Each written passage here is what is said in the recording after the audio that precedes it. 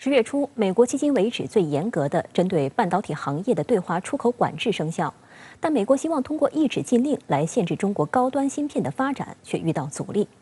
作为芯片领域关键一环，荷兰阿斯麦公司主宰了尖端芯片制造设备市场，也因此成为美国政府重点争取的对象。不过，阿斯麦公司坚持对美国的无理施压说不。荷兰外贸与发展合作大臣施赖纳·马赫尔22日也表态称，荷兰将在有关问题上做出自己的决定，重要的是捍卫荷兰自己的权益。据彭博社22号报道，荷兰外贸与发展合作大臣施赖纳·马赫尔当天表示，在向中国出售芯片设备的问题上，荷兰将捍卫本国的经济利益。施赖纳·马赫尔说，在美国与其他盟友进行贸易规则谈判的过程中，荷兰将在阿斯麦向中国出售芯片设备的问题上做出自己的决定。他强调，荷兰不愿意全盘听从美国的要求，参与对中国半导体技术的围堵。事实上，这并非施赖纳·马赫尔首次就芯片制造设备对华出口问题发声。4天前，他在接受媒体采访时表示，美国不应指望荷兰毫无意义地采纳其对华出口限制措施，我们会做出自己的评估。10月初，美国发布了对华高端芯片以及遏制中国先进半导体制造能力等新一轮出口管制措施，禁止将使用美国设备制造的某些芯片销售给中国，被认为是迄今为止最严格、最广泛的遏制措施。受此影响，中国10月份共进口半导体制造设备4226台，进口额约20亿3700万美元，与去年同期相比分别下降39.8%和23.1%。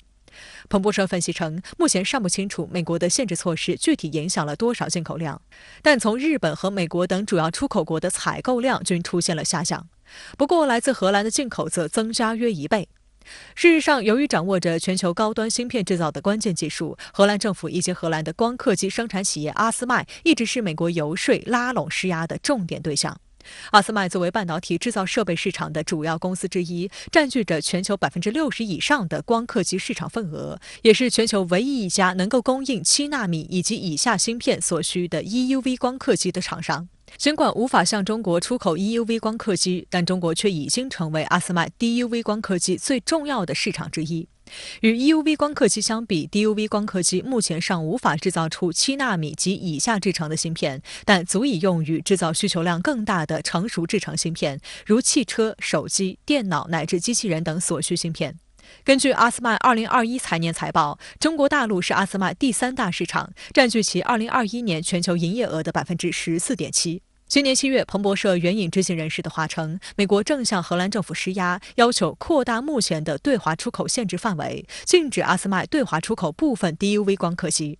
不过，知情人士同时表示，荷兰政府当时并未同意，认为如果实施美方要求的措施，可能会损害荷兰与中国的贸易关系。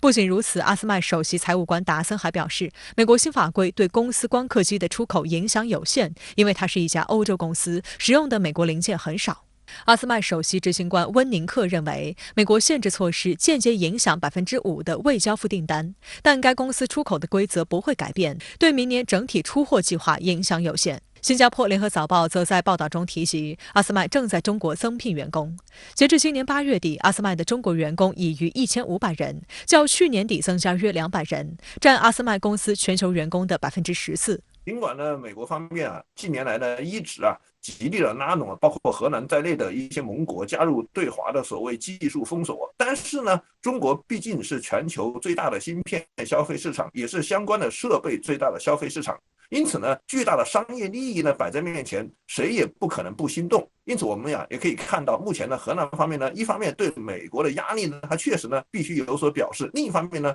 他们也确实不舍得放弃像中国这样巨大的市场。